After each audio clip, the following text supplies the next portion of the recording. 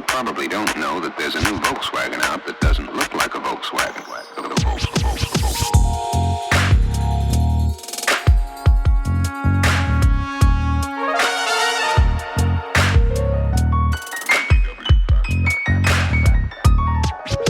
It's got everything that people who like the bug like.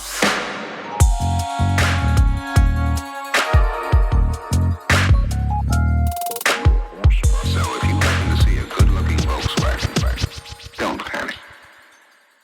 Happy Friday, guys. All right, it's not Friday. Happy Wednesday, guys.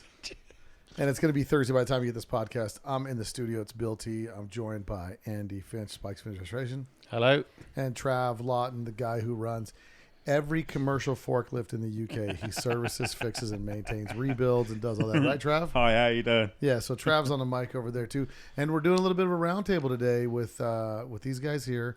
We're getting the outsider's perspective on 2025 one crazy weekend. So, let's kick it off with the topic probably everybody wants to know about. Andy, why did you come to the States and volunteer a bunch of your time to build this car?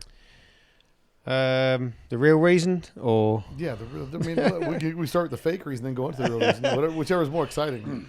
the reason I volunteered my time this time to build the Crazy 68 for Bob Daniels was he's probably the main instigator in the fact that how I know all this lot over here, and has had a big change in my life for the better, obviously. And Is he the one that connected us together? he is Bob Daniels? He is indeed, yeah. Is he? Yeah, he actually messaged me. No, sorry, someone messaged me telling me that there was some Americans talking about me on a podcast, which was you and Bob Daniels.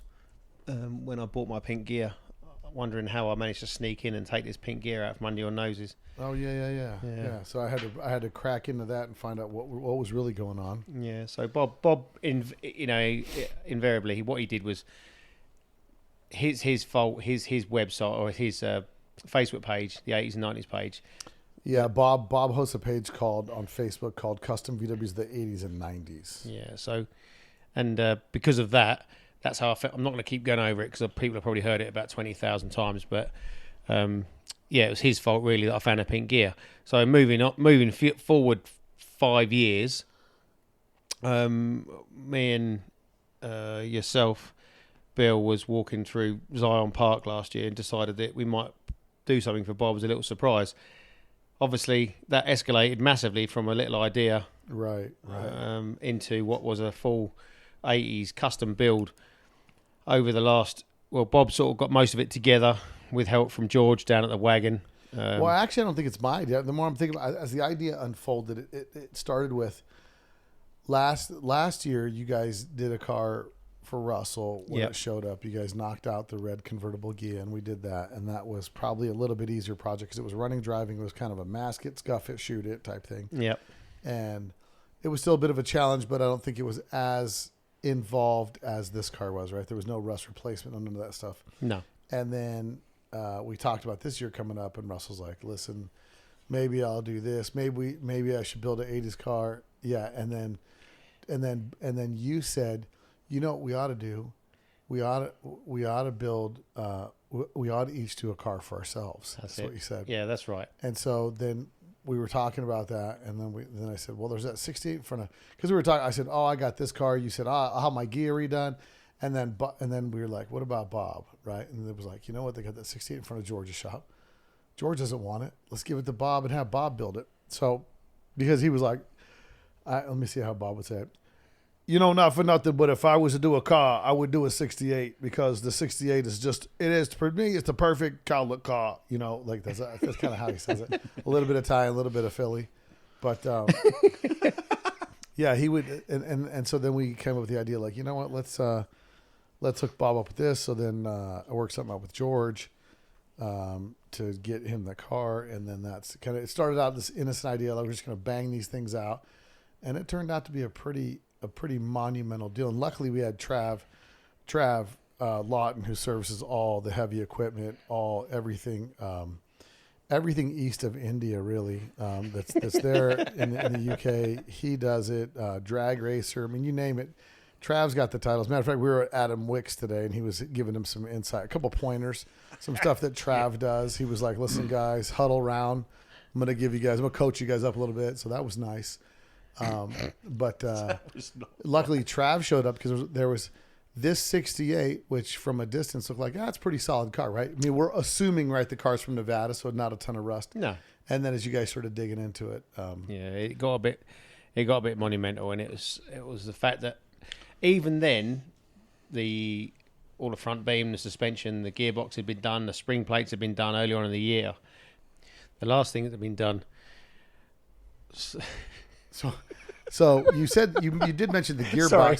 You did mention the gearbox had been done, but the gearbox actually has not been done. Oh no! It was put back together because it was hanging out. The axles weren't in properly and stuff. So that's right. So George and Bob did that. They come down and got the car basically a good roller. Brakes were in, just needed bleeding up. We weren't too sure about the electrics. The ignition was hanging out, and I remember it with some rose tinted glasses from the last time I saw it. Yeah, it seemed a lot nicer than it was. It ended up needing quite a bit of metal work. Luckily, Trav Lawton was here. I've mentioned Trav in the beginning of the podcast, the world's greatest commercial forklift maintenance and repair. Listen, guys, he doesn't work on small stuff. If it's 100,000 pounds or more, he's working on it. But Trav, you showed up on vacation, right? So you came here first time last year, right? That's correct. You hadn't been to one crazy weekend before. What was your impression from last year? My impression from last year is pretty much exactly the same as this year. Turned up, got dragged into fitting seats into Russell's gear. Oh, that's right. The very second I arrived. That's right. Which was a good break, right? Because you were like, I was pre-prepared for this time, but obviously so not you for the amount went of back. You went back home. You trained this year. You dropped a bunch of weight from last year because you knew more flexible. You knew when you were going to be shoved underneath the dash of a car. All kind of stuff again. So you thought, listen, you did some yoga, you did some calisthenics and stuff, and you came back here ready for action. I literally did none of that. So you hop in. I mean, I show up at the shop, and unfortunately, some things for me had changed a little bit just before this started going, and what had happened was I kind of I had a pretty liberal schedule last time I was here, but this time I got things kind of wadded up a little bit, and so I had to go to the shop early in the morning, and with this year with one crazy weekend happening, just before that was my Las Vegas auto swap meet, was the weekend before. And so like all the weekends I had to prepare for stuff weren't really ready. So, I was able to, I showed up at the shop and there you were, you're just over there just welding stuff up. So I had to give me a crash course in welding. And then I ran over because I had started my car and dropped it off to my guy, Fredo. Kind of actually the way it went down was like, "Hey Fredo, what's up? Nothing, buddy. You busy?" "Yeah, pretty busy." "Hey, could you paint a car white for me real quick? It's just white, and I got to do a little stripe on the bottom." And then he's like, I said, "Listen, it's stripped down. It's like it's ready to scuff and shoot. Scuff and shoot is what I said." But I didn't tell him I was going to have to scuff it when I got there. And so my buddy Alfredo, the funny story with how I know him, when I was doing Carsteros in the early 90s, I met him. I worked on Boulder Highway, and there's a whole strip of used car dealerships down Boulder Highway. And he had come to town from Arizona, and he was a car painter, but he was just doing spot work. Tried to get a job at a body shop. Nobody would hire him, so he was just doing spot work at the dealerships out of a van, right? So he had a little compressor. He had everything kind of put together, and he was doing mobile painting. And this has got to be 88, 89. And he and I'd become friends. I did an alarm system on Carmen Gia for him, and it had the Invisibeam. Remember the Invisibeam? Yeah. It said, you had put a perimeter on the car, but he had the wrap version. So it was like you chirped it on, it said it's on, and you turned it on, it said break it down.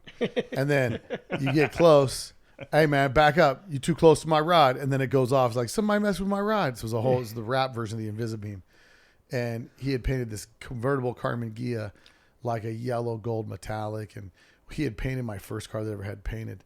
We painted in a parking lot at 2:00 in the morning. And this experience 20 plus years later was not much different than that. He's got a booth at his house, but we painted it. Did a lot of the work kind of outside. Yeah. And because he's busy, and I kind of just crashed his party, but he was a super good sport about it, real good friend of mine, and just kind of, started working on my project while there's video of my project, and it was just kind of like a bug that we just kind of stripped down, threw together. And then when it happened, and he was like, we don't need to weld those tiny holes. We'll just fill them. And I was like, no, bro, my boys over at the other Weld 'em shop, up. they're welding it up. And Trav showed me how to do it. And meanwhile, his welder's 3 times the size, and the dial was like here, and I'm just blowing holes in the metal of the car. So he laughed at me for a little bit, and then he started welding it. And so we got the holes welded up, sanded we blew it. some holes. Yeah. We blew some holes. It was interesting how thin that metal is Yeah. sometimes. But, the 80s way was just fill them with Bondo, a little mesh on the back, a little Bondo on the front. You're all dialed in. So, Yep. But you guys tackled that brown car, and to kind of fast forward that. Well, that was obviously when Trav turned up, and I was looking at it the first day I was here, which was the Wednesday. And you were thinking, all right, let's get to let's it. get to it. And then Trav obviously rang up, how's it going? I said, I don't know. He said, do you want a hand? I said, we can pop down. And in my head, I'm thinking, yes, I do. Massively need a hand, because I was looking at the rear gutter rail and all around the back where the death foam normally is on a 66 and how it had rotted out. And I noticed both the front hood seal channels had rotted out, but they had properly rotted out. So we're looking at what we're going to do. Trav turns up and said, well, we really could do with a cut out of another car. Off we go to see George. George, you got any? Yeah, use the old one around the back. Just chop out what you want out of that. Yeah, there's 3-4 cars on the side of the shop. So off we went round there with a Sawzall, which is my favourite new tool. And we went out and cut half this car apart, brought it back in the shop, and Trav just got to it. It wasn't any, I'm not doing it. He just cleaned it up and off he went. So we're cleaning stuff up, cutting bits out of cars. He's welding it in. Bob's doing what he can do. He's off cutting bits out. I'm ordering the bits around. And, I mean, honestly, it's a stepdad. When a Yeah. stepdad jumps in to help you, he's all thumbs. He's good at cleaning stuff, polishing pieces, but welding, not his forte. So this is This is on the Wednesday, and then I'm thinking, okay, my plan was I had this plan that I'd set out. I thought, right, okay, I can get the car primed. This is Wednesday, a week before the show, Yeah, because a the week show before the starts show. Thursday. So you have actually 8 days Yeah. at this point to So- get this car going. I'm thinking this is going to be quite an easy task, and obviously the first day I'm thinking it's not an easy task. We're going to be struggling because my plan had completely gone out the window by about 3 hours in. Yeah, as soon as you started knocking some paint off the car, you started seeing Yeah. We didn't see this last time. Didn't see I that. also didn't notice that the roof had been used as a trampoline by probably some school kids back No in the big deal. day, and I was thinking, okay. So then the Thursday came, and then while we were working our way through the Bondo work and the filler work and stuff, and I'm just looking at how much work, and obviously Joey Giordano from Workstat, he rang me to ask me how I was getting on. This was on the Thursday, and I secretly told him, I said, you coming down tomorrow? He said, I'm coming down tomorrow. And I said, okay. To drop 2 cars off he was. And I said, okay, well, if you're coming down, why don't you bring some of your blocks with you and help me, give me a hand doing this Get car? this thing sanded. Because if you don't, then I'm going to throw the towel in. There's absolutely no way this car's going to get done. There's not enough hours in a day for 2 people to get this car done. And now at this point, we got sponsors on board. We've got Automotive Art, Automotive Art for paint. everything. They supply Automotive Art Profix supplied everything for your car, for my car, for Joey's car. They supplied all that stuff. West Coast Metrics connected us with the rubber. So fine. We had So Fine Interior had done the whole interior for Bob's car. And then all the other stuff that we had that was just, and we kind of made this thing and just said we'll get them done. And then I'm thinking well, mine's not important. And a week before the show, you guys were telling you were telling me oh, why don't you guys just buy another car? Here's a car that needs an engine. Why don't you guys just buy that, Bill, and you can debut that as your 80s car? And I said, the last thing I need is one more car, right? So I'm either doing this car or I'm not. And I decided when you guys were pretty much sure that I wasn't going to do the car, then you saw the video posted online that, I'm tearing it apart. So here goes nothing, right? So it's interesting how everything worked out because everything just kind of came together. And as it looked 8 days out, like Mission Impossible, things started coming together. I was trying to line up a booth. My guy called me, my friend Randy from Performance Motorsports. He was going to grace hook us up with this booth. He was in the middle of painting something. And he's like, yeah, I can get you hooked up. And I'm like, hey, we can get a booth probably Monday. And you're like, I'm painting this on Saturday. And I'm like, or I guess plan B. And so the guys at Hartlauer were awesome enough. Last year we used a Hartlauer booth. But the Heartline booth's not like it's a spray booth, but it's not for like automotive stuff. It's for like painting signs and commercial things, and the kind of place where you hear the phrase, "Hey, take it easy, we ain't building pianos." You know what I mean, like that kind of stuff over there, right? So it's a little rough and tumble, but for painting for trying to get like real good air quality and stuff like that. But they stepped up. The guys at Heartline signed Jesse and Steven over there just hooked us up. And so you got your stuff situated over there. I was still going straight jungle on mine, and it was being painted in the outdoors in the environment where the airborne, the VOCs are designed to go. And then, you guys, I mean, you guys were just pushing it. You guys were working 16. Tori was doing 18 hours. You guys were doing about 16 hours a day. So you guys, about 16 hours a day, you guys were putting in and getting that car done. And it was, I had a feeling it was going to get done. I didn't know until I talked to you after a while that how concerned you were, where you just looked at Joey like, bro, I need your help or I'm not going to make it. I mean, to be fair, I'd say without Joey appearing on was it Thursday or Friday? Friday, wasn't it? Friday. Joey pulled up on Friday, and honestly, he's a machine. The man is a machine. He we started work at 7 o'clock in the morning, and by 7:05, we were both into the roof on this car. We'd hatched a plan. We knew what we were doing. And then that car was ready for primer by 2 o'clock in the afternoon. Yeah. So, I mean, it was ridiculous. And that's like Trav, you welded the rear rain gutter in place. Yep. I did the rear rain gutter. Yep. I did around the rear window. Yeah. Rear panel. I welded the exhaust cutouts. Yeah. We did the front rain trays or the front Both bonnet seals. sides, yeah. Bottom of the A post. Inner wing at the front. Yeah. All the dash holes. Yeah, and the microphone. Rear window. Sorry. Yeah. Just pull it towards you. Not all the dash holes. No. One of them was nicely opened out by Bill. Yeah, that was right. We had to weld all the bonnet hole, the bonnet trim holes up. We had to weld up. We had to de-handle the bonnet or the hood. We had to put the lock on the inside and weld that on. Yeah. That was interesting. Yeah. All the trim holes down the side, around by the underneath the engine lid, the deck lid. It was all rotted out in the back there. Around the side window, we had to weld a whole section in there on the left-hand rear side quarter window. Yeah. There was a lot to do. Dash holes. Yeah. And, a lot and more. Then obviously, we had to modify the deck lid. A lot. Oh, yeah. So we had to get a second deck lid redone because Scott Gildner's louver machine got away from him a little bit. And then I think you massaged it back in place. I did. Oh, yeah. Oh, tender hands, Trav over here, man. Yeah. Ladies, if you're looking for a guy with a gentle touch, you could just massage that metal. Trav Lawton's available, so you might check him out. Trav Lawton, just a Trav Lot 13 on Instagram. What's your handle on Instagram? I can't remember what it is. Yeah, Trav 00 something or other. Yeah, Trav 0013, I think. Yeah. That's it. He's the 0013. He's got the tender touch. So for ladies out there trim looking, holes and that's it. Yeah, it was massage the louvers back in the shape. It was a massive task, and I left the deck lid till last because I thought, oh well, what we'll do is we'll get the car painted, and then Lanny Hussey turned up on the Lanny showed up Friday afternoon, helped with the masking, and then he then decided he hatched a plan of putting it back together with Bob. See, that's not my forte, so I thought we'll leave him to that, and then we'll get on with the deck lid and anything else needs painting. I'll do that on the Monday maybe while they're putting it together. And that was my get out of putting it together, so I can just be off my own painting. Well, again, we made a plan of, Lanny then turned up obviously, so he's helping. Then the Saturday, we painted. We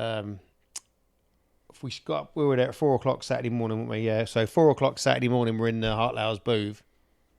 Was it Sunday? Yeah, Saturday. Oh, Saturday afternoon. Sorry, we got the car ready, painted all the Savannah beige, which was most of the car, first, and the hood.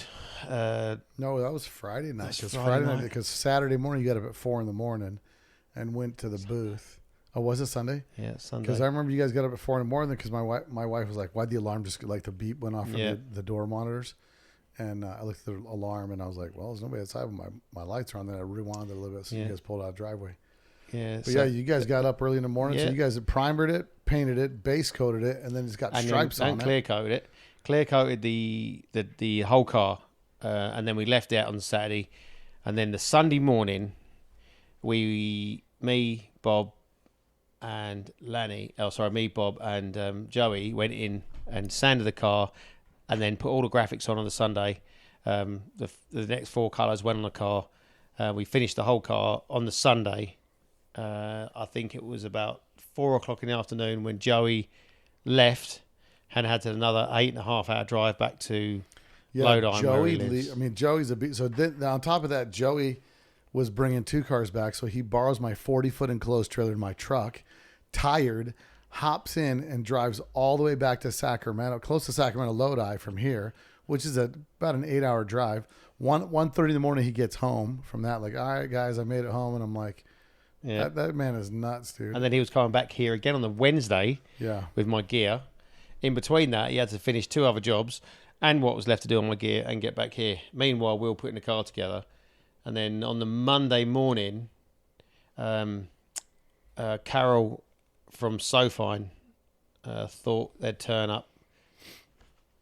Yeah, Carol and Mike. Yeah. Mike turned up from SoFine to see how their project, which they'd so kindly donated all their stuff for, seat covers, headliner, door cards, carpet kit.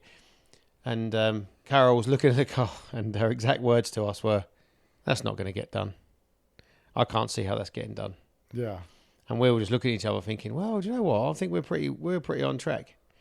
And then Mike stayed and showed us and did the rear seat covers, put them on, and worked with us to do that.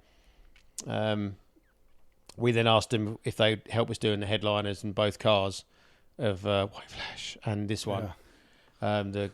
He couldn't. They had other stuff to do that afternoon. None of us had done a headliner before, and we just all looked at each other and said, well, hold on. I want to say, I'm going to take the position as the coach where I turned on the YouTube channel and said, let's just watch this. Oh, that's right, yeah. Let's watch this YouTube channel for a minute. And by the time we got about halfway through it, and he's like, I've seen enough. I can do it.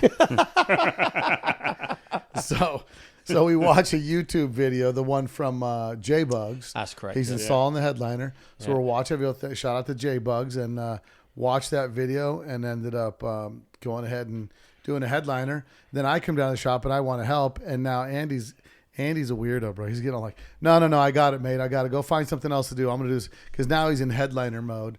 And so he's like, I'm going to do this headliner in the other car too. So, they knock out the headliner. They get the headliner 3/4 of the way done in Bob's car, then hop over to my car, start doing the headliner in my car. And then by this time, my car shows up at the shop. It's painted. Still on the gray wheels. There's no wheels on the car that are correct for it. Wheels are in the powder coat shop. We're supposed to be done the 3 days prior. Still weren't done. I showed up the next day. The guy says, they're supposed to be done Friday. I show up Monday morning. He's like, I'll have them for you Monday morning. I show up Monday morning.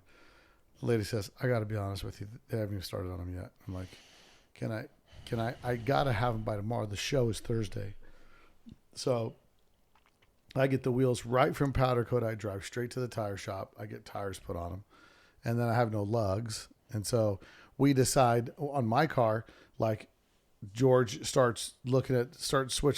brought the front drums over because I had dual pattern front drums because I have 2 sets of those D9s, one Porsche pattern, one Chevy pattern. And I was putting the Chevy pattern on the Bug because I thought I bought the drums that were dual pattern. So I thought, oh, perfect. I can keep my Porsche pattern ones for my Porsche pattern cars. And then, so I do all this stuff. George gets over there. The rotors won't fit on the front beam. And it's because it's a drop spindle. The offset's different, all this stuff. So then George had a beam he built for my Gia TC, and he's like, I'll just throw this other beam on there. So now we're swapping a whole front beam instead of rotors. So they end up swapping the whole beam on that car. And so that car, George is working hard on White Flash. And then White Flash. Yeah. and so he's working hard on that. And then while you guys, so that's like the Wednesday. Yeah. Wednesday before the show. Yeah. And then Thursday morning before the show, you guys are still in the show. The show started, the show weekend starts Thursday. Thursday up until midday, you guys are at the shop, buttoning last minute stuff up. And it was kind of like, yeah, you know what? White Flash doesn't need to be here. So we'll just have the other gray car here or the brown car here, which was looking incredible when it was done. It was like, you were even amazed at how good it looked because you're like, I was pretty impressed. Not with not just the bit that I did. I just couldn't believe that the fact that it drove out of the shop. Yeah, everything worked on it except maybe a couple of gauges, but working with Lanny Hussey is like I'm working with no one before in my life. He's the most calm and collected Methodical. person that nothing phases him apart from one-piece windows, which he refused to do. He literally said to me, he said, I will do anything on this car except those one-piece windows. Don't ask me. And that is that. He's calm as hell. He's just super calm about it. But I knew he meant it. Now, I haven't done a set of one-piece windows since the late 80s, early 90s. Right. I can't remember the last time I did a set of one-piece windows. So I'm thinking, oh, my God, they were rubbish back then. This is going to be rubbish. So Bob pulls out a set of pretty much new twin lifters, which is what they really need. And I was thinking, yeah, actually, if I remember rightly, we can do this. So I then rustled up a quick one-piece, put them in his car, and they worked so well. I was so happy. I then went and did your car, and then was instructing George and yourself to do the one-piece windows and how they went about it, which was quite funny because I was thinking someone's going to shout at me in a minute because I'm barking orders at them, telling them what to do. Don't do this, don't do that. But we got it done and everything worked, and White Flash was coming together quite quickly. Yeah. In the end, Bob and Lanny finished the brown one, and all I heard was, right, we're going to start it up, and this was on the Wednesday afternoon, probably about 4:00, and this is the best thing. At the very first turn of the key, the car just fires up. Yeah. And I was just like, how is that even possible? How is that car that was all in bits and the wiring looked like Travis had set fire to it whilst he was welding? It was that bad. And it was just a mess. I didn't. I didn't, but A little heavy, that's on what it the, looked like. heavy on the trigger, are you, Trav? Just edit that bit out. So There was a car that caught fire. There was a during the car that build. caught fire. Yeah. Yes. White Yeah. flash. Yeah, that car caught fire. yeah, so that was it was quite nice to hear that running, and obviously, so that's then going back on the wheels. They'd bled the brakes up, everything was done, and I think the quote of the whole few days when I'm working with Lanny was, "It'll work. This is Lanny. No matter what it is, it'll work." Just super calm.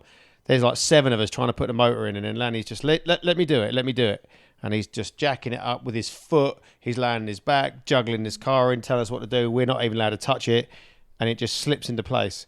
If that had been me or a whole bunch of us, we'd have ended up throwing the engine on the floor, knocking a car off a jack or whatever. But Yeah, the biggest thing about that was putting that exhaust on, right? yeah, That was the biggest thing. The dual quiet packs, Yep. the 1600, all that stuff. So yeah, it's a 1500 single port, and that had a new old stock Thunderbird dual quiet pack, which was donated to the cause to Bob, as a lot of the stuff was donated to Bob, which was pretty cool.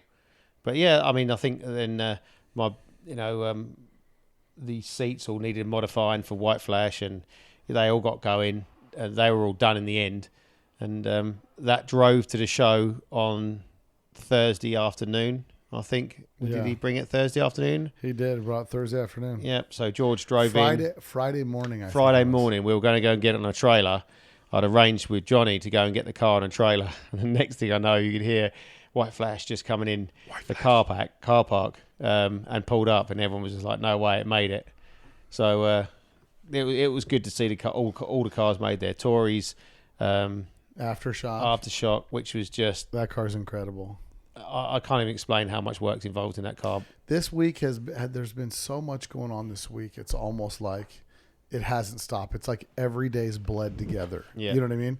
And then when the show hits, everything's coming at you so fast, between seeing people you've seen before, seeing new people, or people that, especially like for you guys, that you said, oh, you ought to come down to Vegas and check it out. And then it's like, it's always that weird thing when you see your friend from out of the country in the same place you are. And it's like, oh yeah, let's go check this out. Let's do that. And the show, as the show is building Thursday, Friday, Saturday, it gets a little bit bigger every day. There's more people. There's more of this. There's more of that. And there's more stuff you want to go check out. And then to add to the craziness, we had a poker tournament on Thursday afternoon, which was pretty awesome. We had That was good. about almost 40 people playing. Did you play poker? Yeah. And I played. how long did you last? About an hour and a half. Yeah, that's a lot longer than I I did. did pretty well. Who were you playing with at the table? One of the Romero brothers. Yeah. Yeah, the Danny's the one that won, right? Yeah. And I then, knocked the other one out. Yeah.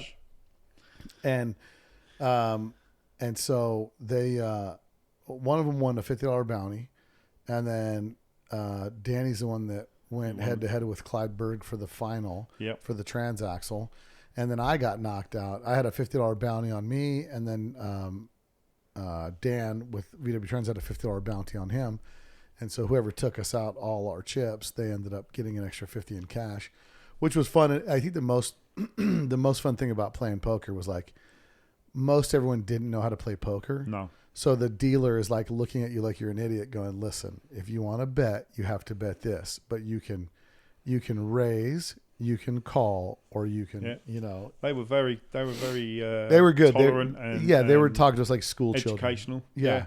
But it was pretty awesome. I mean, it made it fun to play, right? It was good fun. I mean, I'm playing with Scott with Pedalworks, and that guy is he's peeing on your leg and telling you it's raining. You know what I mean? He's like, well, if I think I got a really good hand, I mean, should I put 1,000 in? Should I do this? And then he's holding his cards up where I can see him. I'm like, why? I'm thinking, like, why are you holding your cards up? Like just everything wrong with him playing, and then he outlasts me. He goes for a little while, and then it was just so fun just to watch everybody play, and they get knocked out, and then I think next year we'll fill 80 seats, no problem. Yeah, I would think so. Yeah, I mean, if you've never played poker before, that is the way to do it. Yeah. That's a nice introduction. You're losing a small amount of money, but you have a big opportunity to just be lucky, basically. Build you a big gearbox, get you a big gearbox when it's all said and done. Yeah. And then the next day there was so that was Thursday. There was the bowling tournament, and then I'm sorry, the poker tournament, and then Friday was the bowling tournament. Yeah. Which then there was like 50 people playing in the bowling tournament, which was pretty awesome. I mean, it was if you went upstairs, there was a lot going on over there. It was noisy, and it was just like they were going crazy. So I think next year, I think that'll be twice as big again, because as people are seeing what was happening, it's really, really, I mean, it's fun because there's more stuff going on with the same people that you see in different environments. But it's like, why don't I go bowling with these guys that I would just do car stuff with? So then Friday morning hits. Friday we do the bowling during the day, and then later that night we go on the strip cruise. And this year the hotel had a lot of new rules this year. We had moved the show out to the front parking lot, which was at first I thought was a bad move. I wanted the top parking garage, but then I realized it's really a great move to go there to the front of the casino, because it adds an entirely different vibe to the show. You know, when it's like just the VW people hanging out, and you have to take the elevator up to the top of the parking garage and go out there, which like the first year we did it, it's different than like now you had just people constantly streaming into the show that weren't VW people. Not to mention some of the street people around the vicinity. They were popping in and out. I mean, we actually had one situation where we thought it was a pimp chasing one of his women, but it was actually another woman who looked a lot like a dude, and she was chasing some girl through the parking lot. But props to my Metro LVMPD, they rolled in quick at about 30 seconds into the chaos. Metro came in hot, and then I'm talking to the cop. He's like, we've been surveilling the area over here. I said, are you guys on Hope Patrol? He says, yeah, we're on Hope Patrol right now. So they had the whole area under surveillance. So they were John the spot. No more trouble after that weekend. But it was pretty fun. It was a little bit of spice. And I remember, it was interesting because people that were here was like Rick Stanfield was here. So he was here, Stanchfield. We did a podcast with him. Will be coming out this next week. And then Rick Mortensen was here from Phoenix Bugorama. Adam Wick was here. Clyde Berg was here. I mean, there were a lot of people here just kind of checking it out. And, Dave Rosique came, right? Dave Rosique in the green chop top. Dave is the first guy, like the first Cal look guy. Dominic Lupino was here, but he didn't bring a car. But Dave Rosique was here, and he's like one of the Cal look dudes from Southern California that came to the event. And he's like, man, you told me this was going to be crazy. Like this weekend was just going to be nuts. He's like, and it's probably the best car show weekend I've been to. And then, the car show was incredible. I mean, the level of cars that showed up this year was just insane. Yeah. I mean, we had the heavy hitter section, which was you enter, it's a win or lose. That's what it is. And it's the top cars go in there that want to be judged, and they're judged by a panel of guys, and they pick the best car there. and we were lucky enough to have a lot of really good cars show up. There had to be 5 or 6 really well. I mean, you had Turmoil was there for a Right. start. The double cab we had, was it Rick Wright's double cab? yep. Which is just absolutely insane. I mean, just seeing those 2 cars. I mean, I don't know what the guy's name who's got the black 23 window with the mint top. That thing, again, on another level. These are high end show cars. These aren't just a nice show car. Nothing wrong with that, obviously, but to see those sort of contenders in one place. Not That was Sean. Sean Herrera owns that. And Sean's got a beautiful. I thought it was black and white, but I guess it's green. The top is Black green. and green, yeah. It's black and green. 21 window bus, just a phenomenal It's bus. just beautiful. It took a bunch of awards last year at the show out at the Speedway, the Corey Max big race.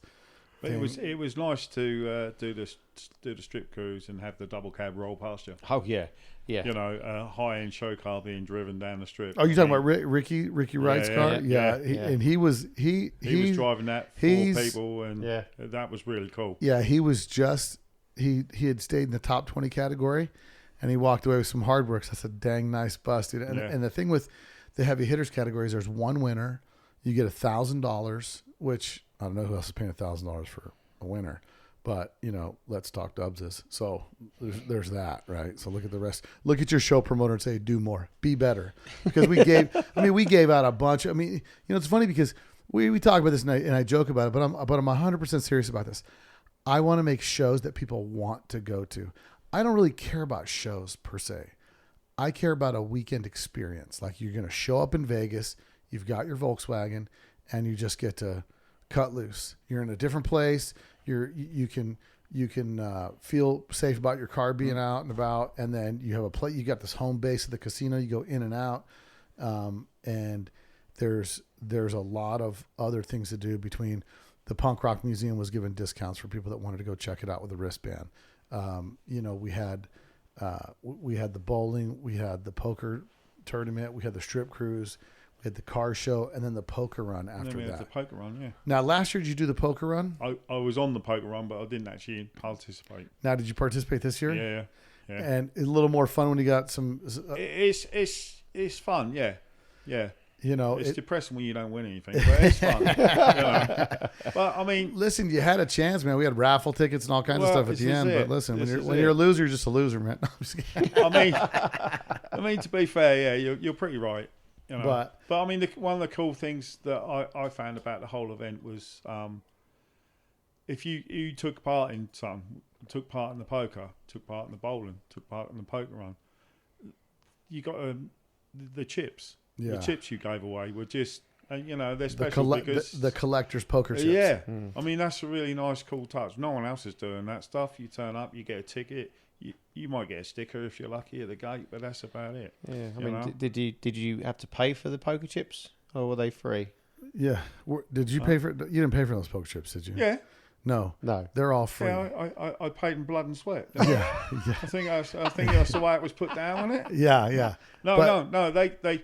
I mean, every time you did something, you entered the event, you got something. That was You got a custom poker chip. You walked away with something that's you remember with that something. experience. Yeah. And what was fun about that was it's a keepsake that's worth keeping. Like you can drill a hole in it, make it a key ring, you can do whatever.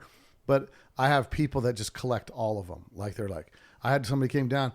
Matter of fact, I can't remember who it was, but if you I know you listen to the podcast. He said, I called you and sent you a message about a 2024 poker run sticker because he changed the windows on his car, and he had extra stickers from the other ones, but he was missing the poker run sticker for 2024. He's like, I really need one. I found one in my desk today at work, and I put it in my pocket to bring home to give it to this guy. But it's all part. And then what did you think about the posters? So there were several things. There was also the free photograph you got. So we give you a souvenir photo. So when you registered, you drive past the registration booth. There's 4 X's on the ground. You park right there. There's a photographer takes a picture of your car, the signs in the backdrop, and you get a picture with the sponsors across the bottom in a nice cardboard fold out.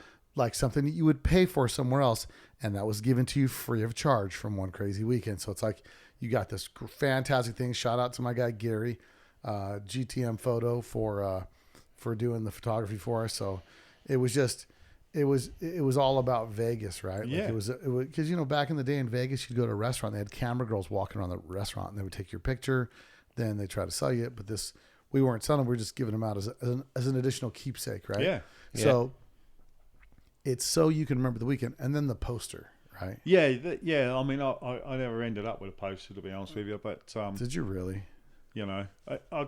It's difficult to take home without it getting ruined. But it was a nice touch. You got the poster with the empty white bit at the bottom. Everyone can sign it. Well, that's and that's a really cool. So the keepsake poster as well. was like the poster for the show. That's right. Yeah, and it just says One Crazy Weekend, and at the bottom it says I partied with these guys in Yeah. One Crazy Weekend 2025. And there's a big white square in the middle of it where your people can sign, like all your buddies you hung out with could sign it.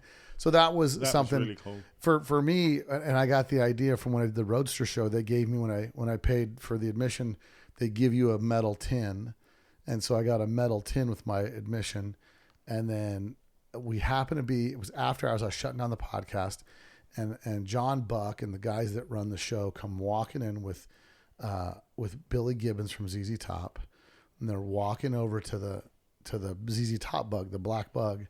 And they're over there like, oh, yeah, this is great. Let's get some pictures. Oh, hey, who's got a Sharpie? Hey, we got a Sharpie?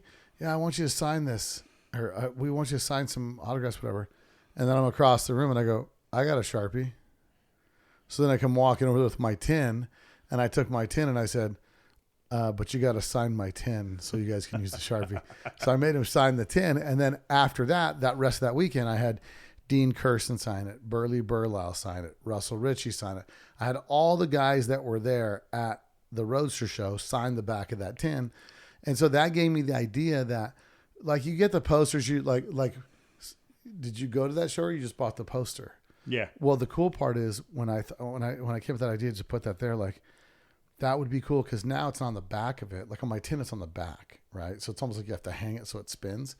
But on the poster now, you can hang on the wall and you can remember, like, oh yeah, that's the year I met so and so, and because that's what this event has become. It becomes a place where you come and connect with people. I mean, Spike, how many people you met that you saw this year that you've met before in the States that are like, oh hey, what's up, buddy, and like everybody's your friend, right? Yeah, it's nice now. My son Harvey, he came over with his friend, and he made the joke of there was a guy walking across the parking lot. And he stopped me and he said, "Oh, can I have a photo with you in front of the car, in front of the gear?" And as we walked off, he's just laughing. My son's laughing at me, going, "Oh, look at you! Can I have my photo with you?" And I was like, hey, look. And I said, "What? Are you embarrassed?" He said, "No." He said, "It's actually quite cool." Yeah, but it's fun because Vegas becomes a place where everybody kind of meets up once a year. You have this thing. I mean, I don't think we'll do another year like this because it was intense for a lot of people. Like, yeah, I mean, there's mission accomplished, right? With absolutely. with being able to do something for Bob. Yeah, for Bob that was putting, wicked. Bob does a lot of our printing and all the brochures and posters and all the stuff that we do. Not the posters, but the banners. I think next year maybe I'll take a bit of a back seat and just help with the show a little bit, on that side of things, rather than go mental the week before, because it's just this huge anticlimax on the Sunday when the show's finished, when you're just like... It's like it's over, boom. It's just finished. I mean, luckily, obviously Russell, myself, Joey, my missus, his missus and some friends, and Trav and my son and his friend, who sort of stayed over in the hotel, and then we ended up having our own party at the pool on the Sunday, which was nice to have a bit of a wind down. But I think the intensity of the week leading up to the shows, I'm not using the word spoiled it for me, but the fact that it was just like this huge, great... It was so much, so fast for so stopped. long, and then just boom. That's it, stopped. So I won't do that again. I won't put myself through that again. But obviously it was worth every minute of it. I mean, working with these people, doing what we did, and creating that car in such a short space of time. Well, and then your guys were here too. Yeah, I brought my staff over as well. And I think they had a good time. Right? Well, I didn't see them much, did you? No. No, they were off doing their thing. But they got to do a little. They got to come help on the build off car, and then they got to just go cruise around Vegas for a couple of days and just kind of, check stuff out. So I think that was fun from a standpoint of like having some of your team here, because they sure did a lot with White Flash. I mean, they really dug in and did some. I mean, they looked at me like, what a piece of crap this thing is, and I just looked at them like, don't judge it. Yeah, you know what I mean. So everyone just helped. There was no everyone judging. Everyone helped out. I mean, like I say, it was a fun project. It was just for fun. It was no, it was just to help Bob, just do something nice for Bob for sort of getting us all together, and I'm sure Bob appreciates it. And in fact, I know he does, because he can't stop talking about that car. No, and everybody who saw it just said we literally cannot believe that you've done that job in a week. Yeah, obviously it wasn't up to our usual standards, but it was pretty good and nice as any '80s car built. Oh, absolutely. And no, that was good fun. But like, next year, I promise I wouldn't do that to myself again and anyone else around me. And I'm sure George would be happy to hear that we won't be taking the shop over a week before the show and stuff like that. But no, it's been another crazy experience and just a mental weekend. And it's just bizarre that it's over again so quickly. And that's the thing. It's like there's this anticipation of it coming up, and then there's no waiting. So everything just seems to bleed right to the next thing, and you don't feel the time change. Like you go to bed because you have to go to bed because you got to get up early. I mean, I was seeing you guys. I walk by the bar. You guys are there at midnight. I'm going to bed exhausted. I get up because I got nerves. I'm putting the show on. I'm doing all this stuff. I'm up at 5 a.m. I come downstairs, 6 o'clock. There you guys are, like up and at 'em, wandering through the parking lot. Just ready to do something else. And so it was pretty good this year. We had a great display of '80s cars. Thanks to everybody that brought out all the '80s cars. Russell Ritchie, the Giacomos, my friend from Utah that brought down the 2 '80s cars, the Mulholland look and the scallop car. Ronnie Gomez had a car. I mean, there was a bunch of cars in that '80s display. Yeah. And it was really cool just to see that. And the feedback that I got on the '80s cars was just incredible. I mean, a lot of people, everyone really loved all the cars there. I mean, they liked it because the caliber of cars keeps going up. And now with the heavy hitter section, it's like you got some serious eye candy right down the middle, right? And the feedback I got from a lot of people was just the fact that there was so much to see, you felt like you couldn't see it all. Like, that's what I heard from a couple people. Like, I just felt like I didn't see it all. And so I started thinking about this, and everybody's instant idea goes, I want the biggest show. I hear people brag about numbers of cars. I want the big show. I don't want to have the biggest show. I want to have the best show weekend. Car shows are boring. Yeah. This was not boring. No. Because the car show's short enough where it's like, before you know it, the car show's over, then it's time to chill. Parking lot thins out a little bit. The poker run kicks off. What we did this year different on the poker run, we used to set people out in groups. Now it was do the poker run any way you want, start any location, which then gave people the freedom to go in any order. And then I don't know if it made it a little less jammed up when you went to locations. It definitely made it less jammed up. Yeah. So it wasn't like 40, because when one guy stops to look for a parking space, then it kind of backs everybody up. But I think... No, I mean, it always gets a little bit... There's always quite a few people that are down at the wagon. Yeah, because there's free food, obviously. Because there's free food, and there's always someone getting married. Right, next door. So because it's a Saturday night, there's always someone getting married. Llamas. Yeah, llamas that spit. Did you get spit on? No. Who got spit on? Someone did, didn't they? Someone. Lanny. Lanny got spit on by a llama. He's like, "Hey, look at this llama." The llama's like, psst. He's like, "It just spit on me." I said, "Yeah, you don't really want to talk to llamas, bro." So yeah, Lanny was, but you look at the build, like all the guys that helped in the build. I mean, you have the top level builders working on that car, and they're building it for fun. Yeah, it's like that's unheard of, I think, these days. I mean, even Russell. I mean, Russell's such a huge part of this show now. Russell Ritchie, and then to see him, he was getting all the parts ready to go back on the 68. Just watching him working away. As soon as he walks in, he got picked up from the airport by yourself. Yeah. And then instead of taking him to the hotel, you brought him straight to the workshop. And he's like, right, what do you want me to do? And then we had to come here and get Pepto. And drive Pepto down. Yeah. So he turns up in the square back, gets stuck straight in, hasn't even been to the hotel to check in. No. And most people know Russell. He's big time, and he's got this huge collection, and he's sometimes people are probably scared to talk to him because he's Russell Ritchie, and then you just think to see him, you know, he's just a VW guy. yeah, Oh yeah. just stuck right in. And the first time I met Russell was at Chris Cox's yard, and I'd heard the name Russell Ritchie, and then I met him, and he's out there, this guy in these vans, and he's like in the dirt picking up bolts and looking at the back of the bolts and being like, yeah, this is one I need. You know, and I'm just looking at like, yeah. he's just one of us. He's just a VW guy that just loves the hobby, and he really goes out of his way to make sure. I mean, he brought the Targa Ghia down here. That's the first time that car's been in the States, and that was pretty incredible. There was a guy that said Flew from the East Coast. Flew from the East Coast just to see that car. He said, I just wanted to see that car in person, and it's like, Wow, really?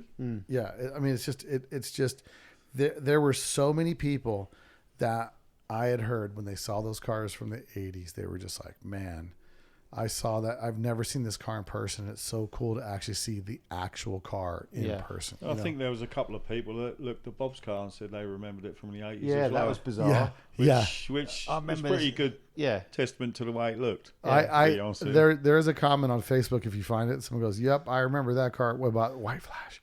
And I'm like, maybe you don't. No, maybe not. No, and it was nice, and to see that many.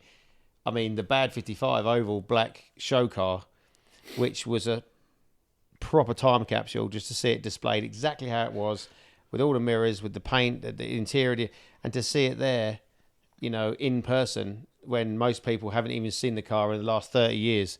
So it's been parked away, hidden in some guy's garage, and now they pulled it out. Well, Russell bought it and brought it down from Canada. It was in Canada, wasn't it? Yeah. Yeah, and then brought it down and put it on display there next to Tories. Jack DiGiacomo, Yeah, and then Tories Aftershock. Tories Aftershock. Built by Steve Connect. And then you got Future Shock next to that. Then you've got Bob Daniels' scalloped car. Then you've got My Gear, which looked like it could have been done in the 80s, but it was only finished last week by Joey. Then you obviously got the T-top gear next to that.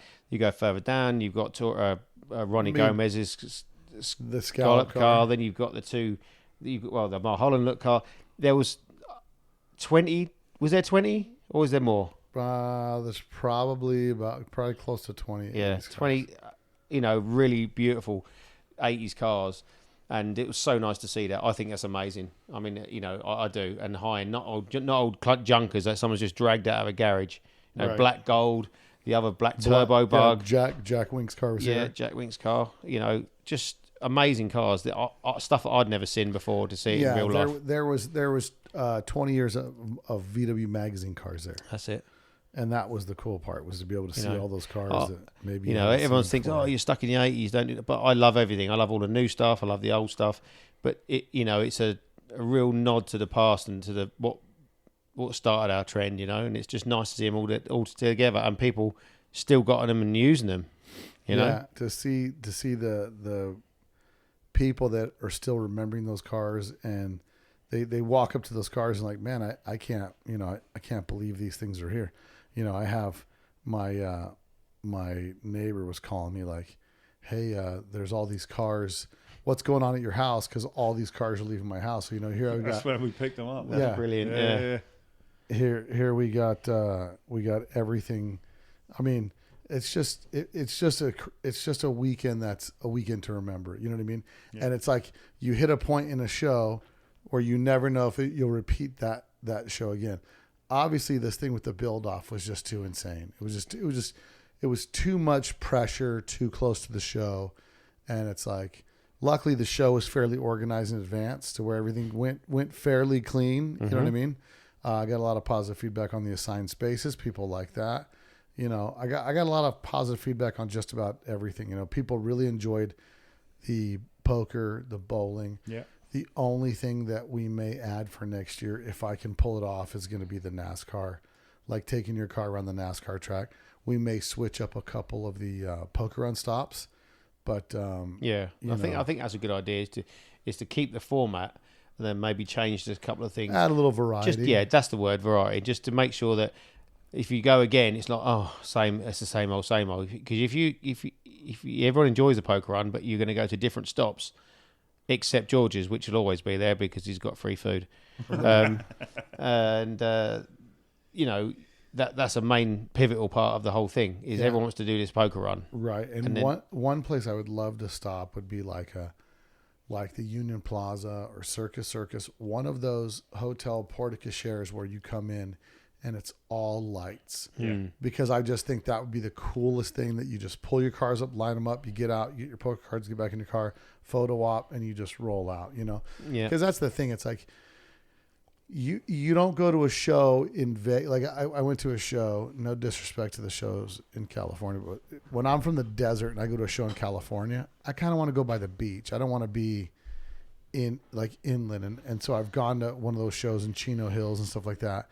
And it was hot and it was dusty. And I was like, well, I could have had this back at home. You know what I mean? Like Vegas, when you come to Vegas for a show, it shouldn't be like, well, you're in Vegas, but there's nothing to do with casinos. Like the strips, and the strip is connected to it. All these things that are Vegas, that in your head when you think Vegas are there, are part of the show. So that's for me has always been the focus of just trying to make this to have you remember Vegas, and have you, because growing up here in Vegas with Volkswagens, it was always like we're second or third to people from California, because California is the birthplace of whatever. And the hobby may have started pretty heavy over there, but it's been the same throughout this country, throughout the UK, throughout the world. And so being able to make this a VW centered weekend and event is just so cool. So I'm super happy with the way everything turned out this year. Again, tons and tons of positive feedback. A lot of opportunity to make some minor changes that don't change the dynamics of the show, because that's, I think, what makes it successful. I think that I have no interest in getting way more cars here. I just have an interest of getting the people that because I think it's different, right? Like if you go to a car show that you're like, well, I guess I'll go because everybody's there, versus like, no, the spots, you got to be ready to buy the spots when they go on sale, and you got to get your spot. It makes people want to go there. Now there's plenty of spots. I mean, 400 spots is a lot of spots. Yeah. And there's a lot of people that have been coming out since the B-Volks from Bakersfield, they've been coming. There's ones that drove in, all them buses and bugs, the fiberglass front end, all that stuff. They drove in from Bakersfield. You know what I mean? They drive their stuff here, and then they've been doing it since the first year. So actually second year, yes. The Salt Lake guys, they had a car that caught fire on the way down here. You know, and they still dragged it here. Yeah, It didn't stop them. It slowed them down a little bit, but it didn't stop them. So there's the Type 3 guys, the Type 34 guys from San Diego, the Type 3 guys from Northern California, Southern California. The guy with the gold Type 34 I saw today done a round trip of 4,400 miles. Yeah, it's 4,400 miles. 2,300 miles from where he left in Michigan. And so he took his and Type. he drove that all the way. Yeah, wow, he took his Type 34 all the way here. That's pretty hardcore. That's a proper road trip. Yeah. So, and I think for him it was worth it, because he got to come down here. He got to meet Lee, Pedro, all these guys that are with the Type 3 group. They got to go on the cruise to Red Rock, which they just absolutely like. I talked to Lee today. He was so excited. Lee and Pedro both got top 20s, man, which is like, these are vintage stock guys, and they're super stoked to get the big neck chain with the big medallion, which has turned into be a real coveted piece for people that come to a show. If there's a top 20 out of 400 cars, it is what it is. That's 5%. There's a 5% chance you might get picked. You know what I mean? Which just adds to the value of it. And then we have the Spikes pick and some specialty awards and some stuff like that. And when you look at the Best of Show award, which Buddy does, it's a pretty epic award. It's not something you can just go down to the shop and buy. Yeah. The award we do, it's not. It's the best. The award you do is a one-off. Yeah, and it isn't the same each year. It's something new. It's something different. And anybody, and everyone knows. If everyone knows anything about me, they know that I've got a wide variety of things I like. So I won't choose two different donuts. Yeah, thanks, man. Yeah, cheers. 3. Yeah. Anyway, like last year, I chose Danny Romero's Street Cowlooker real street car, which is just a beautiful thing. And then this year I chose an oval ragtop, mint green, which is just looks like an 80s car build, a genuine. It's awesome. So I don't choose the same thing, each year. It's something different. Something, as long as I like it, then it's getting it. But I'm pretty normally when I see something, it's within minutes of me seeing it. I know that's the one I'm going to choose. Yeah, and I think it's fun for people to get specialty awards from people that are in the industry. People that build cars and stuff like that. Lanny had awards last year and stuff, and it's just something that people look forward to that. And I think Bob's got his pretty good award, which is always pretty good. Award, yeah. And I do believe, if I'm right in saying that, Adam Wick is now on board with the his trophy. So Adam, if you're listening, there's no backing out now, my friend. That's right. You said you're doing an award. You're doing an award. So no. It was a great weekend, man. I was I'm really happy with the way that things went, and we'll be announcing our next dates, which will probably be pretty close to the same dates. We got to finalize a few details, but we'll be announcing those next 30 days, and we'll let you guys get ready to go, and hopefully we'll see. Trav, you were here last year. Yeah. How does this year compare to last year? This year's been bigger. It's been busy. Yeah. But it's been a lot of fun. It really has. Yeah. I really did enjoy myself. I mean, you'd advise it. Who are your friends that were driving a limo bus all weekend? This common Matt Norman and all his son family. Jamie, and there were so many people. Swiss Tony, how he managed to get his Swiss penknife over here with him, I don't know. But and Roger and Roger Saran. There's just I think there must have been Stu Betty was here. Stu Betty came down. Who else came down? There's a lot of people were here. Who else? I think there must have been about 20 English people alone. You think 20? Yeah, there was about 20 English people here.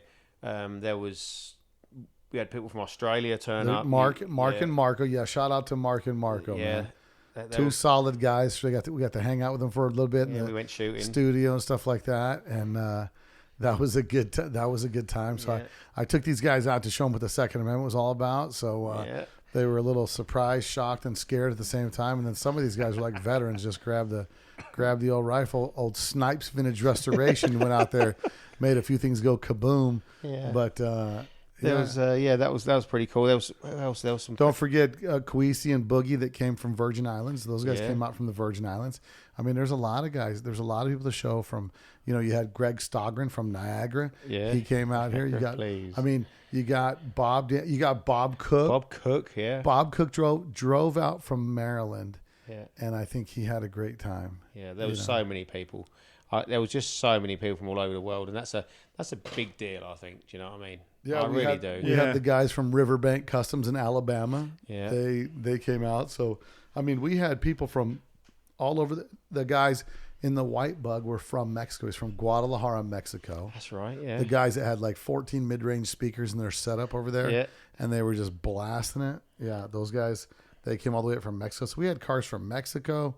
We had cars from Canada. We had cars from the UK. We had cars from everywhere here. I mean, that were at this event. And that's part of the goal that when we talked about this a few years ago is like, make this the show people want to debut their cars at. You know what I mean? I mean, who doesn't want to show up at Vegas and get cash? But I mean, also you got people that are they're flying in for that experience, and that's the other thing, right? And you don't need you don't need to come with a car if you can't bring your car. You'll find a ride with somebody for the strip cruise and the poker run, guaranteed. 100%, guaranteed. I mean, you had your pick of cars. I did. Know what I mean, I did. It's like being back home with the ladies. You know which one to go with. Like, this one, that one, whatever. I mean, I had a good. I was in Bob's Scholar car, and that's a cool ride. Yeah, you had that's a cool ride, and you just and obviously we had Matt and his lot. They were cruising about in the limo bus. In the limo bus. Every time there's the limo bus, wrong way again. We were sitting at traffic lights. I remember we were sitting down by George's shop. We had just come across, past the encampment anyway. And we were just sitting at a set of traffic lights waiting to go. We weren't going to go on the freeway back to the next stop at the SoCal Speed Shop. And we were just sitting there laughing. And the next thing you know, lights are gone red our side, and we just see the limo bus just, where's that going, across the front of us? And because it's so long, and everyone's standing up out the roof, and I was laughing, thinking they've got absolutely no idea where they're going. No, but they don't and care. it just disappeared they into had the such ghetto. a good time. Yeah. They all had such a good time. I mean, imagine going to a different country, driving a car you've never driven before, in somewhere you don't know who you are, you're lost, but you're still having fun. Yeah. You know, you're not stressing about anything. And yeah, because it's not easy to shift that thing. nah. Or do a 3-point turn on the strip. Hey, Norm. Yeah. Yeah, that's, it's definitely, that was the thing that I was thinking about also, because it's in Vegas, there's other stuff to do here. I mean, there's a lot of guys that were like, hey, we're going to leave for a couple hours, go sightseeing, then we'll be back. Yeah. Mm-hmm. So you get to do some sightseeing, get some other stuff done. And one person said, I just wish it was on the strip so we could go walk around the strip. I'm like, nah. No, I mean that you can Uber. Yeah, that's just someone who's never stayed on the strip. Yeah. No, the strip's not a good place to be staying on. No. Yeah, it's a lot. Know. It's a lot. It's a really cool place to stay just back, and I think it's more fun that way. And there's so many people who have just enjoyed themselves. I didn't hear one person complaining about anything. And I think that the big thing is people can fly in from all over because it's inexpensive to get here. They can come here. They can enjoy meeting the people in the hobby. Yeah. The cars are going to be the cars. A lot of people were excited to see the cars they've never seen before. Turmoil and a lot of those cars that have never. Turmoil and the double cab, Mark's double cab, have never been at a VW show before. No. In my understanding. And that's something. That's something to talk about, I think, and to see. You only ever seen Turmoil in, on the internet, or you've seen it in pictures, or you've seen it at these high end hot rod shows. But to see it in a car park in Vegas next to just someone else's normal car, it's just crazy. It's to see that, just mixing it up. Yeah, and that was the coolest thing, I think. Just see everyone. As far as you could see, it took me till almost the show was over to walk around. We 3 or 4 times I said, "Come, we got to go and have a look at these cars." And it was one row, bump into someone. You're talking there for like 10, 15 minutes, and the show needs to be longer just so we can get to talk to everybody. Just the trophies need to be late on a Saturday night, just so we can get to meet everyone and talk to them, because it's just so much to do, in such a short space of time. That could be something that could be changed to where the trophies are given right in the evening, and that would be good, because you come to the show, and some people feel like they have to leave when it's over, and it's like, you don't have to leave. Just leave your car there, hang out, and have a good time. And the real nice thing was to see people that got the top 20s really excited to get the top 20s. Yeah. You know what I mean? In most circumstances, I mean, I can't tell you how many shows I've been to. It's like, well, it's Sunday. I'm going to leave because I got to drive 5 hours home. So I'm leaving now. I'm not really here for the awards. I usually go to shows to see the people. Yeah. You know what I mean? And to win an award is what now with the volume of cars that are here, and that there's only a top 20. To get a top 20 is pretty. I mean, when I got a top 20 at the Grand National, I was like, yep. Yeah. Yep. That means something to me. Absolutely. And that's the thing. I mean, if you have too many trophies at the show or too many categories, it waters it down. Yeah. What's the point? I know not people aren't there to go chasing trophies, but the good thing about your show is you don't know who's going to win. No. Right. There is a separate category for the high-end show cars, which then gives everybody else a chance, which is the best bit about it. So if you're going to turn up, that those 7 or 8 high-end show cars aren't going to take 7 or 8 of the top 20 trophies, because they're not involved in it. Yeah. And also the special trophies, you had the guy Jason giving away the cam guy. Oh, yeah, Jason from Webcam. And that's not a... that's not a high-end show car. Webcam. He did an award for. He did his own personal choice. The best build, the best built to be built car, whatever car that's a project. Yeah, I mean, it's awesome to see that people are getting into it, and I love when people that are in the industry want to bring trophies and give them out, like have their picks. I love it. I think it's great. Jason Trophy was way cool, and the young lady gave it to. The story behind it, it was quite emotional with her. To hear that. And then Jason, who is such a decent fella, he cracks me up. Every time we only see each other once a year at your show. Never met a guy before. I came to your show, and we've hooked up. And we've stayed good friends, and he's one of the funniest people to hang out with. Yeah. And then he'll tell you this story, and you can see him genuinely emotional about telling this story about why he's going to give this guy the trophy. And the young lad that got it, you know, he cried when he got his trophy because he said he couldn't believe that someone like that has picked his car. Right. You know, he's a nobody. This young lad said, "Oh, you know, knows who I am," and he said it's not even about that. He said it's the story behind it, and the story is amazing, and you're well worthy of it. So, anyone who thinks they would never win a trophy, be aware that it's possible. Yeah. You know, really is. Yeah. No, especially with the builders picks, you know, because anything goes. It's whatever you like. Well, that's it. It's down to the person, Yeah. you know, that's built the trophy, and it's their choice, and everyone's different. And they're never going to you're never going to get a rubbish trophy. No. That is for sure. You know, because some shows, I got a top 20, and they're just the most boring trophies you've ever seen. I say trophies loosely because some of them are just pathetic, you know, but these are something you want to keep hold of. Now the gold chain, the gold plated, you know, it's something you can just hang on the wall. It hasn't got to be on a shelf. It won't get dusty. You can wear it around your neck. It tells a story. Yeah, and it's something that's thinking, oh, what is that? I had people that were like, I want one just to hang it from my rearview mirror. You know? I'm like, well, be careful how you drive because it'll break the it'll break the windshield. Yeah, but no, I think overall we had a great time. You know, it's funny. I know at least 5 or 6 people that were out of town, had something conflicting with this that are friends of mine and people that I know. You know, Eddie Fiore with the Target Notch, he was like, bro, I'm going to miss it. I'm out of town that weekend. Then my buddy Brent, he's like, I'm out of town for his daughter's wedding, whatever. And they were all just like, man, I was looking at it online, dude. It looked like it was going bananas. And so I was like, yeah, it was pretty crazy. Skinner was down here. So Skinner Robert did a lot Skinner of was video. there, Yeah, Driven 60 came out. He's just been flooding the internet with a bunch of pictures. And that's the thing, right? You look at this level of success and you judge it by how many people are so affected that they're posting content from it. Yeah. Because there's so much content on Instagram and all that stuff right now. And it's all worth watching as well. It's not the same old. Because there's so many cards there, so much different things. I mean, you had the split. When you post, and I posted, the next day I posted all the top 20 cars that won. Boom, I posted every picture of those. These are the top 20 that won, and then here are the people that won the poker run, you know? And so it was kind of cool that, because you don't know, like, oh, well, I wonder what cars won. Well, now they're all posted because we went through, George and I went through before they were all announced. We photographed every car so that I could just make a post with every car.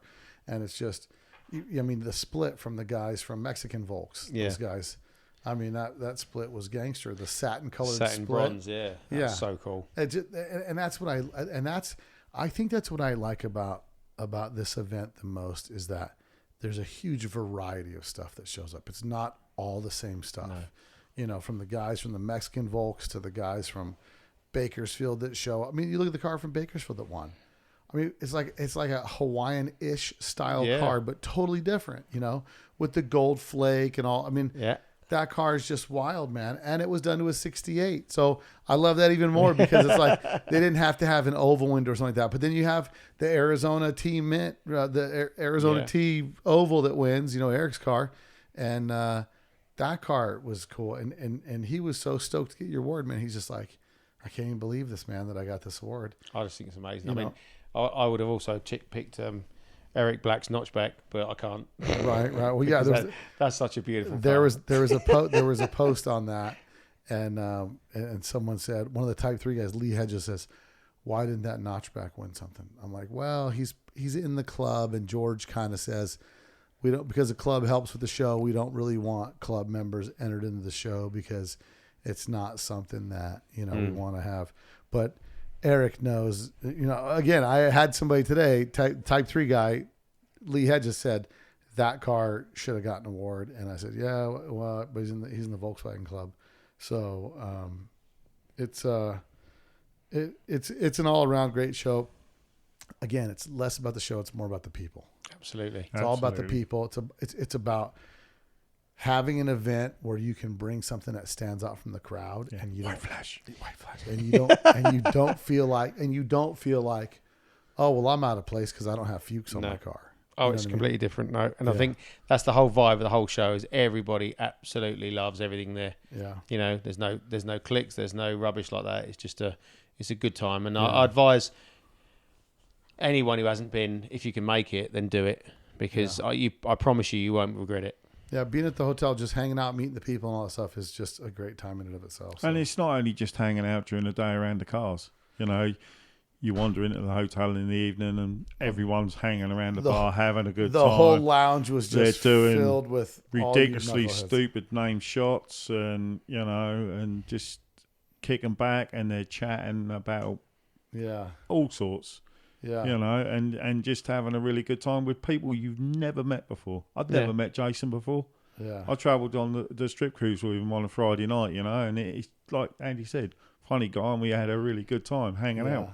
Yeah, no. He's a brilliant dude. Yeah. Well, and the strip cruise is a whole other thing too, because just the freaks out there on the strip, you know what I mean? Between That's it. And it's like, I ain't got a ride. Well, you can ride with me, and that was it's so random. yeah, There's always a car. There's always someone that's got space in their car or the back of the bus. We might call it VW roulette, where we just get a wheel and everybody's got a spare seat, puts it on there. Absolutely. And we spin the wheel, and that's who you're riding with for the night. Yeah, that's actually not a bad call. Down with that. That's a pretty good call, that.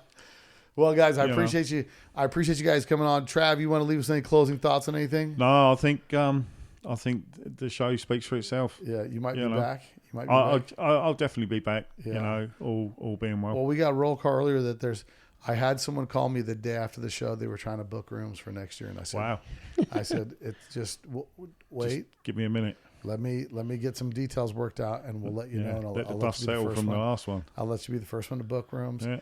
And I've got you've got to tuck white flash up for the winner.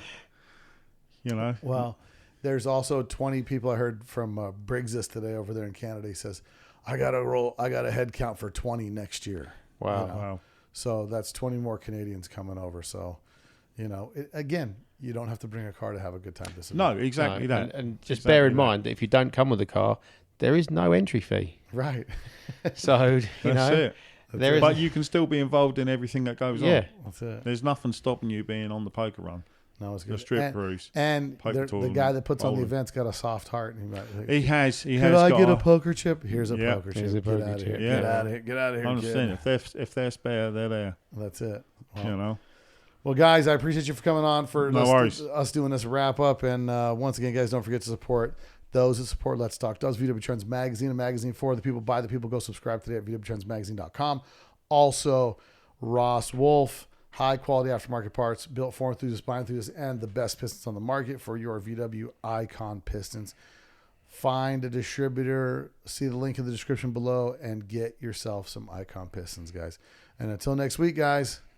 See you later. See you later. Later. You probably don't know that there's a new Volkswagen out that doesn't look like a Volkswagen.